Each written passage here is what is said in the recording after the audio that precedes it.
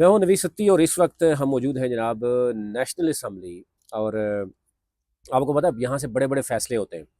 Recently एक तो ये है कि तीन आज जो अहम जो मौजूआत हैं उस पर बात करेंगे। एक तो ये है कि जनाब पूरे मुल्क में जो मेडिकल और डेंटल कॉलेजेस के जो स्टूडेंट हैं उनके वालिदैन सख्त परेशान थे कि जी फ़ी जो है कोई कॉलेज 20 लाख ले रहा है, कोई 40 लाख ले रहा है। और 2000 मैं देख रहा हूँ 12 में सिर्फ 5 लाख फीस थी। और जो एक कानून था जी सिर्फ 5% बढ़ सकती है, तो वो आप बढ़ती बढ़ती कोई 50 लाख भी ले रहा है, कोई 45 ले रहा है, कोई 40 ले रहा है। तो कोई तो पीएमडीसी जिसका काम यानी रेगुलेट करना है, यानी वो रेगुलेटरी बॉडी है, तो वो क्यों नहीं कर सकी। उसमें हमने देखा कि जो एक सब कमेटी थी उसकी कन्वीनर थी सेनेटर परवेज शाह खान। उन्होंने बड़ा काम किया इस पे। मसलसल कुछ कमेटीज़ हमने भी अटेंड की और उन्होंने न सिर्फ वालदेन की परेशानी को सामने बल्कि स्टूडेंट से भी मुलाकातें की। पाकिस्तान भर से जो कॉलेजेस थे जिनकी शिकायत थी उस पर बात की और अब फीस जो है वो फिक्स होने जा रही है। उस पर बाकायदा पीएमडीसी भी जो है उनकी जो अपनी कौंसल है उस पर भी वो बात हो चुकी है। दूसरी जो अहम खबर है वो थी जनाब पीरा, जो प्राइवेट यानी इस्लामाबाद के जितने प्राइवेट स्कूल्स हैं उनको जो रेगुलेट करती है वो है पीरा। पीरा ने भी 2016 के बाद यानी फिक्स कर दिया है कि सिर्फ 5% आप बढ़ा सकते हैं फीस, उसके अलावा आप शिकायत कर सकते हैं। तीसरी जो अहम खबर है वो मैं आपको बताता हूँ कि जनाब जो ओवरसीज़ की कमेटी थी उसमें भी एक ये पाल दो कि वो वालदेन परेशान हैं जिनके नौजवान बच्चे बेचारे मुल्क से बाहर जाते हैं रोज़गार के लिए, और वहाँ पर जाकर या तो इस्तेमाल हो गए या वो उनसे गलती हो गई, जो भी है मुख्तलिफ तरह के यानी क्राइम्स में वो मुख्तलिफ मुल्कों में वो गिरफ्तार हैं। कुछ को हैवी जो है वो फाइन्स बताए जा रहे हैं।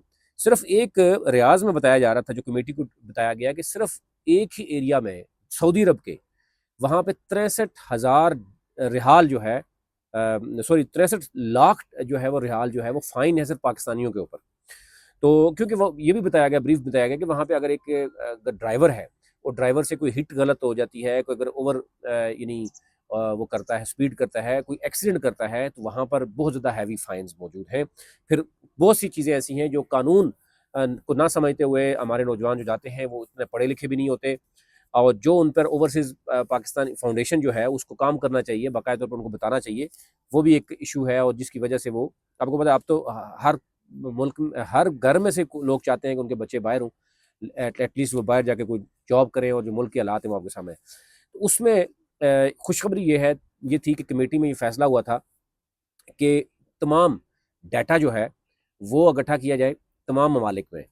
वो मेरे पास कुछ ममालिक का नाम भी लिखा हुआ था, उसमें था जनाब कतर था, उसमें सऊदी अरब था, उसमें यूएई था, ओमान था, इवन सेनेटर यानी सैयद अब्बास साहब थे। उन्होंने भी रिक्वेस्ट की कि जी इराक़ में भी बहुत से ज़ायरीन जाते हैं, ईरान में भी, वहाँ पर भी वो कोई गलतियाँ कर देते हैं तो वहाँ पर गिरफ़्तार हैं, कुछ पे फ़ाइन है, कुछ पे मुख्तलिफ़ तरह के केसेस हैं।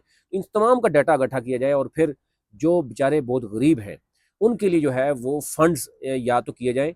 और इवन वहाँ पे मैंने देखा कि कुछ सेनेटर ने, इवन सेनेटर फैसल वावडा ने कहा जी मैं एक बहुत बड़ी रकम उन्होंने देने की ऑफ़र की कि जी आप डाटा इकट्ठा करें तो ये करो। अब अगर कोई आप में से ये सुन रहा है वीडियो, तो आप बेशक एक तो ये कि तमाम डाटा जो है वो कलेक्ट कीजिए। आपके अगर अजीज़ वगारिब में से किसी कोई भी मुल्क से बाहर किसी जेल में है तो आप उसका डाटा दीजिए। कमेटी ऑलरेडी बनी हुई है। तो आप ताकि आपके जो है वो जो अजीज़ वगारिब हैं उनकी जो मुल्क से बाहर हैं और गिरफ्तार हैं उनके लिए जो काम किया जा सके। अच्छा जी, आ जाते हैं जनाब नंबर 1 पे तरफ। जो सेनेटर पलवज शाह ने बड़ा अहम जो काम किया है उसमें है कि जनाब मुल्क भर में, आपको पता है पाकिस्तान में हर बंदा अपने बच्चे को बच्ची को जो है वो डॉक्टर बनाने की ख्वाहिश रखता है। कुछ स्टेटस सिंबल के तौर पर भी चीज़ें चल रही होती हैं। तो यूँ जो है वो आपने देखा कि मेडिकल पहली बात है एडमिशन ही नहीं मिलता, जो मेरिट है वो बहुत हाई होता है। प्राइवेट सेक्टर फिर इसमें जो है वो इन्वॉल्व हुआ। अभी तक जो कॉलेजेस थे मेरे ख्याल से 185 कॉलेजेस हैं, या मेरे ख्याल से इससे भी ज़्यादा होंगे, लेकिन 185 जो डाटा दिखाया गया था यहाँ पर कि इतने मेडिकल और डेंटल कॉलेजेस हैं, फिर उसके बावजूद मुल्क से बाहर जाते हैं बच्चे। आप देखें तो इस वक्त जो है वो आपका चाइना, फिर रशिया, फिर जो सेंट्रल कुछ स्टेट्स हैं उज़्बेकिस्तान, तुर्कमेनिस्तान, उज़्बेकिस्तान, इधर आप देखेंगे तो पाकिस्तानी जो है भरे हुए हैं। लास्ट आपने देखा होगा कि जब एक इशू बन गया था एक मुल्क में, तो वापस आना पड़ा आपको, यानी बच्चों को वापस लाना पड़ा, तो ये भी एक इशू रहा। लेकिन अब ये कहा गया कि इसको फिक्स किया जाए। 2000 अगर 12 में सिर्फ 5 लाख फ़ी थी, फिर 2018 में जब साकिब निसार साहब चीफ जस्टिस से, उस पर भी फिक्स किया गया मामले को 8.5 लाख पे। अब ये फ़ी इतनी ज़्यादा बढ़ती हुई कैसे चली गई? तो अगर ये 2012 में अगर हम देखें तो पीएमडीसी ने अगर उस वक़्त एक लेटर निकाला जी 5% बढ़ा सकते हैं, 5 लाख रुपए फ़ीस थी। उसके बाद 2018 में अगर 8.5 लाख थी, तो यूँ अब जो है 2024-25 में ये 30-40 लाख तक कैसे पहुँच गई? 20 लाख से कम तो शायद कोई भी नहीं ले रहा, ये बताया गया। अब ये फैसला किया गया कि ये चंद दिनों में फ़ी जो है वो फ़िक्स की जाएगी, और 2024 में भी जिन कॉलेजेस ने ज़्यादा फ़ीस ली है, उनकी भी, यानी वो जो स्टूडेंट उनसे वापस ली जाएगी, या उनको कहीं न कहीं जो है वो एडजस्ट किया जाएगा।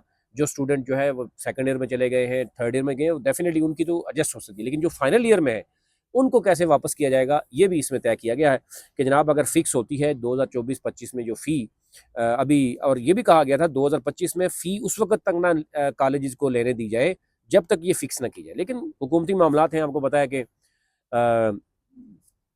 ये मामलात अवाम के जहाँ पे इश्यूज़ हों, या मुल्क वसी तर मफाद अवाम की तरफ हो, तो वहाँ पर ये फ़ैसले जल्दी नहीं होते। हाँ, अगर अपनी फ़ी बढ़ानी हो, अपनी तनख्वाह बढ़ानी हो, या 26वीं तरमीम जैसा कोई मामला हो, तो फिर तो वो फ़ौरन हो सकता है।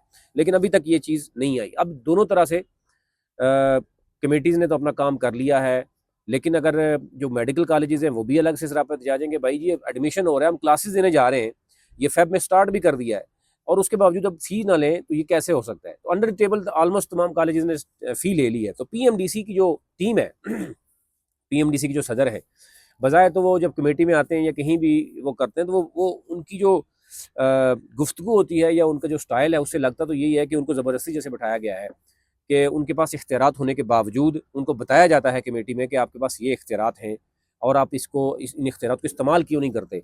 तो फिर कभी ये बताया जाता है कि उनके पास आर्जी चार्ज है, कभी बताया जाता है कि उनके पास काम बहुत ज़्यादा है, तो कभी ये इस तरह की चीज़ें हैं।